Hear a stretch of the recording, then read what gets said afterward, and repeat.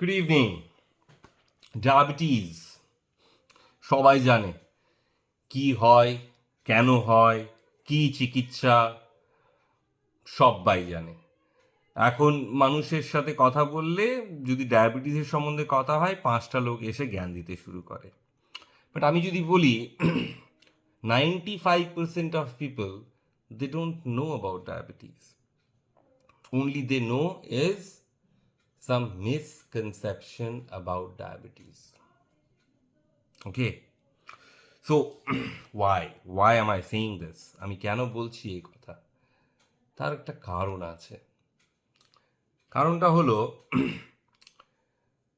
ডায়াবেটিসের মূল অর্থটা মোস্ট অফ দ্য পিপল বোঝে না, এবং বোঝে না বলেই তাদের চিকিৎসা পদ্ধতিতে এত সমস্যা দেখা দেয়, এবং তারা কিন্তু আলটিমেটলি ডায়াবেটিসের খপ্পরে পড়ে, এবং তার জন্য যা যা কমপ্লিকেশন হয় তার মধ্যে 1-2 কমপ্লিকেশনের সাথে জড়িয়ে পড়ে। তাই আজকে আমার যে প্রতিবেদনটা, সেটার মূল লক্ষ্য থাকবে আপনাদের মাথা থেকে এই মিসকনসেপশনগুলোকে দূর করা। সো প্রথমত তো আমি শুরু করব, ডায়াবেটিস মানে কি। একটা পেশেন্ট যার ডায়াবেটিস হয়েছে তার মানে কি?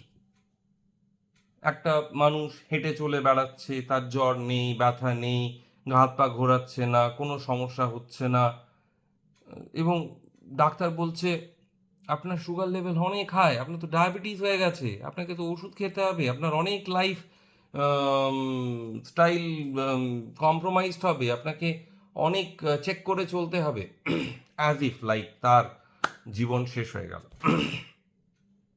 First misconception, it's not like that. Okay, so এটা ক্লিয়ার করার আগে আমি আপনাকে ডায়াবেটিসের ডেফিনেশনটা বলি। ডায়াবেটিস হলো আ কন্ডিশন যেখানে গ্লুকোজ মানে হলো শর্করা, ঠিক আছে, মোনোস্যাকারাইড, গ্লুকোজ মেটাবলিজমের মধ্যে সমস্যা দেখা দেয়। মানে আমরা যে খাবার খাচ্ছি, খাবারটা আমাদের শরীরের মধ্যে যাচ্ছে, শরীরের মধ্যে ডাইজেশন হচ্ছে, ডাইজেশন হওয়ার পর অ্যাবজর্পশন হচ্ছে, অ্যাবজর্পশন হওয়ার পর মেটাবলিজম হবে, অ্যান্ড তারপর এক্সক্রিশন হয়। এই 4টে প্রসেস আছে, আমরা সবাই সায়েন্সে পড়েছি, ঠিক আছে?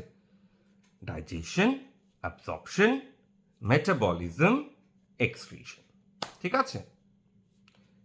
এই ডায়াবেটিসের সমস্যাটা ডেভেলপ করে ওই থার্ড স্টেপে, মেটাবলিজমের স্টেপে। ডাইজেশনে কোনো সমস্যা নেই, অ্যাবজর্পশনেও কোনো সমস্যা নেই, এক্সক্রিশনেও কোনো সমস্যা নেই, সমস্যাটা হলো মেটাবলিজমে। এবার ওই মেটাবলিজমের সমস্যাটা কি, কেন হঠাৎ করে গ্লুকোজ মেটাবলিজমের মধ্যে এই সমস্যা দেখা দিল? দেয়ার আর 2 মেইন রিজনস। 2, 1, আপনার শরীরের মধ্যে ইনসুলিনের যে পরিমাণটা থাকা উচিত তার থেকে কম পরিমাণ আছে। সোজা কথা, আপনার যে পরিমাণ ইনসুলিন ওই সুগার লেভেলটাকে কমানোর ক্ষমতা রাখে, সেই পরিমাণ ইনসুলিন আপনার প্যানক্রিয়াসের বিটা সেল সিক্রিট করতে পারছে না। স্বাভাবিকভাবে বাকি যে সুগারগুলো আমাদের শরীরে অ্যাবজর্ব হচ্ছে সেগুলো ব্লাড স্ট্রিমের মধ্যেই থেকে যাবে। Sugar level will be high, insulin কম আছে, সুগার লেভেল বেড়ে যাবে, কাউন্টার করতে পারছে না। So this is one type of diabetes. এর পরের একটা টাইপ অফ ডায়াবেটিস আছে, এখানে সুগার লেভেল ঠিক আছে, বাট ওর বয়স হয়ে গেছে, ঠিক আছে, ইনসুলিনের বয়স হয়ে গেছে। মানে বয়স হয়ে গেছে মানে, হ্যাঁ, বয়সের সাথে সাথে ইনসুলিনেরও বয়স হবে। বিটা সেলস একটা 10 বছরের বাচ্চার যে ফ্রেশ ইনসুলিন সিক্রিট করবে, একটা 70 বছরের বৃদ্ধর সিমিলার ইনসুলিন সিক্রিট করবে না, তার অনেক রকম চেঞ্জেস আসবে। অবশ্য সেই চেঞ্জেসগুলো আসার পিছনে অনেক কটা কারণ আছে, সেগুলো আমি বলবো, ঠিক আছে? এবারে এই যে ইনএফিশিয়েন্ট ইনসুলিন, মানে আমি প্রথমে বললাম ডেফিশিয়েন্ট ইনসুলিন, ইনসুলিন কমে গেছে, পরেরটাতে বলছি ইনএফিশিয়েন্ট ইনসুলিন, ইনসুলিন তো আছে কিন্তু কাজ করতে পারে না প্রপারলি। সো স্বাভাবিকভাবে সে যখন কাজ করতে পারছে না, গ্লুকোজকে কাউন্টার করতে পারছে না, ব্লাড স্ট্রিমের মধ্যে ব্লাড গ্লুকোজ লেভেল বেড়ে যাচ্ছে। সো মোদ্দা কথা, ইনসুলিন কমে যাচ্ছে অথবা ইনসুলিন প্রপারলি ফাংশন করছে না, তার জন্য আপনার ব্লাড স্ট্রিমের মধ্যে ব্লাড সুগার লেভেল বেড়ে যাচ্ছে। এটা হলো ডায়াবেটিস। আপনার কোনো সমস্যা হবে না আপনার যদি ডায়াবেটিস হয়, সত্যি কথা বলছি। সমস্যা কখন হবে? দীর্ঘদিন আপনার শরীরের মধ্যে যখন ব্লাড সুগার লেভেল বেড়ে থাকবে এবং তার জন্য যখন এন্ড অর্গানগুলো ড্যামেজ হতে শুরু করবে, আপনার সমস্যা দেখা দিতে শুরু করবে। এই ব্যাপারেও আসবো আমরা, ঠিক আছে? আগে আমরা কয়েকটা প্রশ্নে যাই, ঠিক আছে?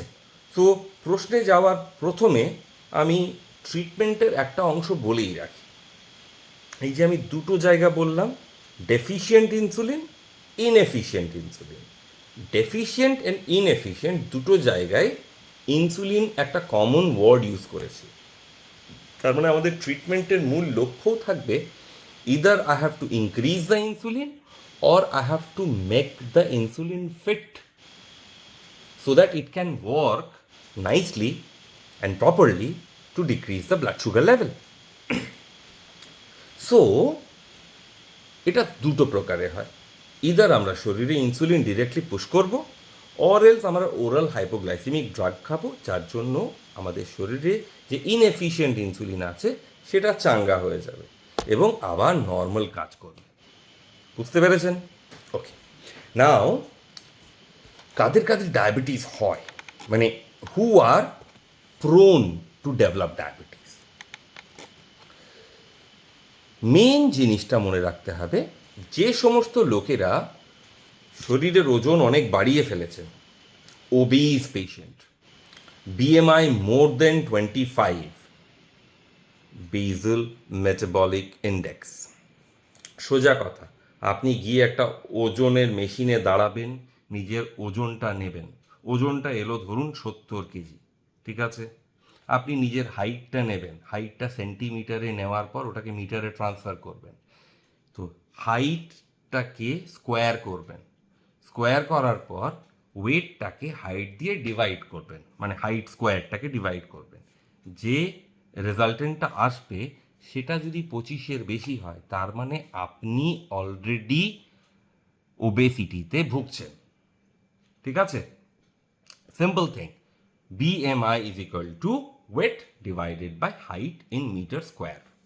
ওকে, সো এই 25-এর বেশি ওবেস পেশেন্টদের কিন্তু ডায়াবেটিস হওয়ার চান্সেস হাই। কেন? শরীরের মধ্যে চর্বির পরিমাণ যখন বেড়ে যায়, ইনসুলিন প্রপারলি কাজ করা বন্ধ করে দেয়, ঠিক আছে? এনিওয়েজ, নেক্সট, যে সমস্ত মানুষের জীবনের মধ্যে প্রচুর স্ট্রেস আছে তাদের ডায়াবেটিস হতে পারে, ঠিক আছে? স্ট্রেস থাকলে অনেক রকম সমস্যা এবং মেটাবলিক ক্যাসকেড হতে পারে এবং তার জন্য কিন্তু আমাদের ডায়াবেটিস হতে পারে, ঠিক আছে? স্ট্রেস হলে আমাদের শরীরের মধ্যে স্ট্রেস হরমোনসগুলো বেরোয়, সেই স্ট্রেস হরমোনের মেন কাজ হলো শরীরে ব্লাড সুগার লেভেলটাকে বাড়িয়ে দেওয়া, ঠিক আছে? স্ট্রেস হরমোনের মধ্যে সবথেকে বড় হরমোন কিন্তু হলো কি? স্টেরয়েড, ঠিক আছে? এনিওয়েজ, আমরা এখন নেক্সট লেভেলে যাব। যে সমস্ত মানুষরা আনহেলদি ফুড খায়, যে সমস্ত মানুষরা আনহেলদি লাইফস্টাইল লিড করে, সেই সমস্ত মানুষদের কিন্তু প্রচুর রিস্ক বেড়ে যায় ডায়াবেটিস হওয়ার। আসলে আমার চোখটা বারবার ওদিকে যাচ্ছে, ম্যানচেস্টার ইউনাইটেড আর লিভারপুলের খেলা হচ্ছে, সেই খেলাটা দেখছি আর বারবার চোখ ওদিকে চলে যাচ্ছে, কিছু মনে করবেন না। এনিওয়েজ, কি বলছিলাম জানো? Unhealthy food. আনহেলদি ফুড যারা বেশি করে খায় তাদের কিন্তু ডায়াবেটিস হওয়ার চান্সেস বেড়ে যায়। নেক্সট, যারা ফিজিক্যাল এক্সারসাইজ করে না, ফিজিক্যাল এক্সারসাইজ যারা করে না তাদের কিন্তু ডায়াবেটিস হওয়ার চান্সেস বেড়ে যায়। And the final one is strong family history. আপনার বাবা, দাদু, জ্যাঠা, কাকা, পিসো, মাসা, মেসো, মাসি, পিসি, কারোর যদি ডায়াবেটিস থাকে আপনার কিন্তু ডায়াবেটিস হওয়ার চান্সেস বেড়ে যায়। ঠিক আছে? So these are the factors যেগুলো মাথার মধ্যে রাখতে হবে। এবারে আপনার যদি ডায়াবেটিস হয় আপনি কি কি করবেন তাতে আপনি ভালো থাকবেন? নাম্বার ওয়ান, আপনি হেলদি খাবার দাবার খেতে শুরু করুন, অ্যাক্টিভিটি শুরু করুন, মানে ফিজিক্যাল অ্যাক্টিভিটি শুরু করুন, আপনার ব্লাড সুগার রেগুলারলি মনিটর করুন, মেডিকেশন রেগুলারলি নিন, হঠাৎ করে মেডিকেশনস বন্ধ করে দেবেন না। আমার কিছু পেশেন্ট মেডিকেশনস হঠাৎ করে বন্ধ করে বিপদে পড়েছে। ঠিক আছে? Fifth is reduce risk factors like alcohol বন্ধ করুন, স্মোকিং বন্ধ করুন। ঠিক আছে? রাত জাগা বন্ধ করুন, স্ট্রেস নেওয়া বন্ধ করুন, and visit your doctors in a regular basis, ডাক্তারের পরামর্শ অনুযায়ী কাজ করুন। ঠিক আছে? এই সব কাজগুলো করবেন, তাহলে দেখবেন আপনি ভালো আছেন। নাও, ডায়াবেটিসের ধরন, 3 ধরনের ডায়াবেটিস আমাদের আছে। Number one, type 1 diabetes, number two, type 2 diabetes, number three, gestational diabetes. Type 1 diabetes যাদের ইনসুলিনের পরিমাণ কমে গেছে, কম বয়সী বাচ্চাদের জেনারেলি এটা হয়ে থাকে। ট্রিটমেন্ট একটাই, ইনসুলিন, আর কিচ্ছু না। টাইপ 2 ডায়াবেটিস যাদের বয়সের সাথে সাথে শরীরের ইনসুলিনের কর্ম করার ক্ষমতা কমে গেছে। ঠিক আছে? That is type 2 diabetes. সেক্ষেত্রে আমরা ওরাল হাইপোগ্লাইসেমিক দিয়ে ট্রাই করতে পারি, but type 2 diabetes can shift into type 1 diabetes. ঠিক আছে? পরবর্তীকালে ইনসুলিন লাগতে পারে। শরীরের বিটা সেলস হয়তো আর ইনসুলিন সিক্রিট করতে পারছে না, স্বাভাবিকভাবে ডায়াবেটিস হয়ে যাবে। And the third one is gestational diabetes. This is a very peculiar form of diabetes. শুনে আপনাদের খুব তাজ্জব লাগবে। Pregnancy itself is a stress. মেয়েদের যখন এই পিরিয়ডটা যায়, মানে প্রেগনেন্সি পিরিয়ডটা যায়, সেই সময় তাদের একটা ডায়াবেটিস হওয়ার চান্সেস থাকে। Most of the pregnant women deliver করার পর কিন্তু জেস্টেশনাল ডায়াবেটিস থেকে মুক্তি পেয়ে যায়, বাট কিছু লোকের, কিছু মহিলার কপাল খারাপ, তারা কিন্তু শিফট টু টাইপ 2 ডায়াবেটিসে চলে আসে জেস্টেশনাল ডায়াবেটিসের পর। এর পিছনে অনেক রকম ফ্যাক্টরস আছে, সেসব ফ্যাক্টর নিয়ে আমি এখন আলোচনা করব না। ঠিক আছে? So this is a gestational diabetes. Now, what are the complications that a diabetes patient can develop? Number one, diabetic foot ulcer. Diabetic foot আলসারের একটা লম্বা প্যাথোফিজিওলজি আছে।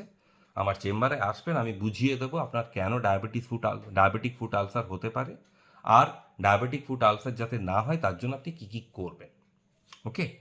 Number two, retinopathy. It's a dangerous complication of diabetes. তার জন্য চোখ নষ্ট হয়ে যায় এবং এই চোখ রিকভার হয় না। ঠিক আছে? পার্মানেন্ট ব্লাইন্ডনেস হতে পারে। ঠিক আছে? Number three, diabetic neuropathy. হাতে পায়ে ঝিঝি ধরা, ঠিক আছে, হাতে পায়ের নার্ভগুলো প্রপারলি কাজ না করা, এই সব জিনিসগুলো হতে থাকে। ঠিক আছে? Type 4 diabetic nephropathy, one of the most dangerous complication of diabetes, that is diabetic nephropathy. এর জন্য কিন্তু এন্ড স্টেজ রেনাল ডিজিজ হতে পারে এবং আপনার পেশেন্টকে পরবর্তীকালে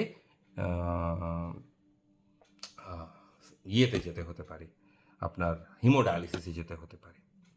so number five, cardiovascular disease like heart attack. এটাও কিন্তু একটা খুব ডেঞ্জারাস কমপ্লিকেশনস অফ ডায়াবেটিস।